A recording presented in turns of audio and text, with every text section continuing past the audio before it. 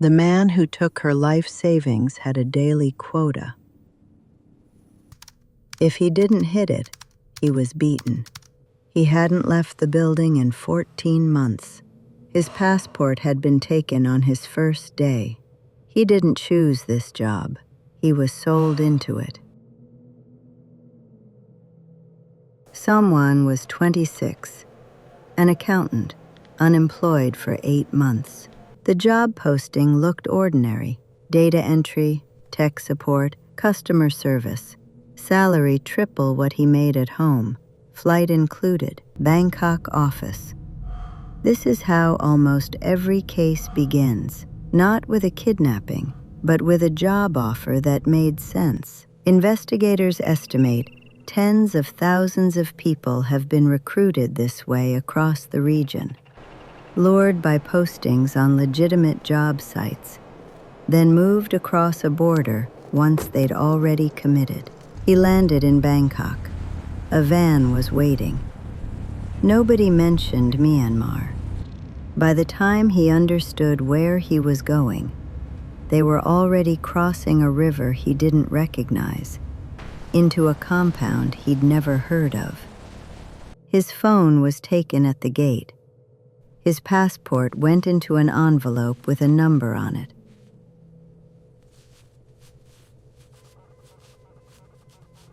Not his name, a number.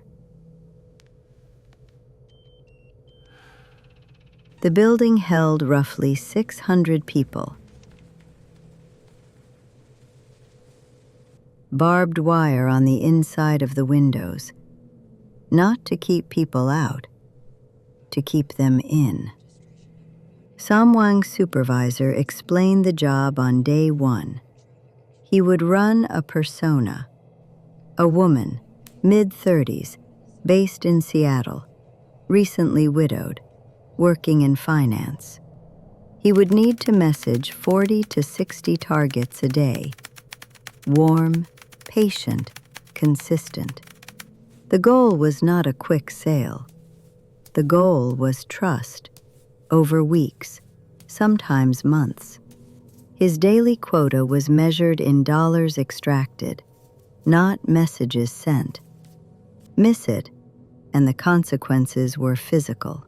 Reporting from Amnesty International and multiple outlets has documented beatings, electric shocks, and solitary confinement used as punishment inside these compounds for workers who fall short.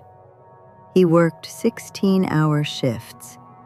He slept in a dormitory with 20 other men, guarded, on a schedule he did not set.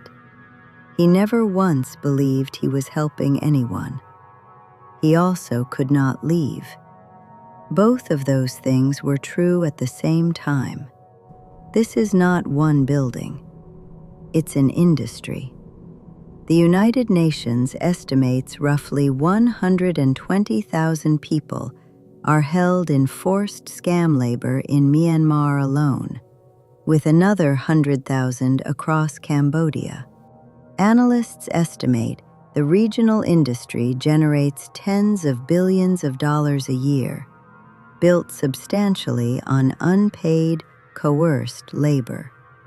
The money Samwang extracted did not stay with him. It moved up, through layers of operators, then compound managers, then the criminal syndicates who built the facility in the first place. He saw almost none of it. The targets on the other end of his messages lost real money to real accounts that funded a real system of captivity neither side chose. It is possible to hold two facts at once without letting either one cancel out the other. The person who lost money to a scam like this suffered something real. Their loss, their trust, their shame. None of that becomes smaller because of who was typing on the other end. And the person forced to type those messages is not the architect of the system. He's the most disposable part of it, replaceable, punished.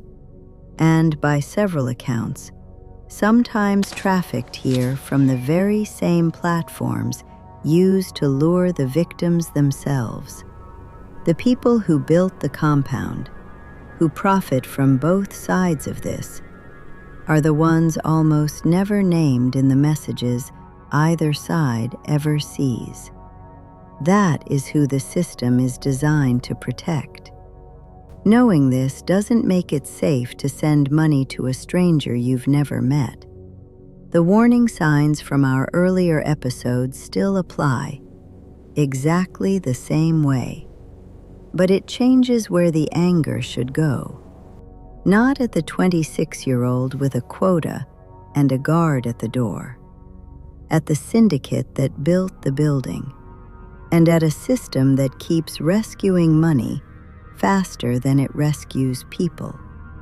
Several of the organizations investigating this, the UN, Amnesty International, and journalists on the ground, are still documenting cases and pushing for coordinated action across borders.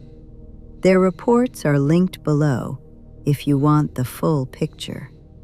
Next week, the recovery expert who calls after you've already lost everything, and why he might be the same person who took it.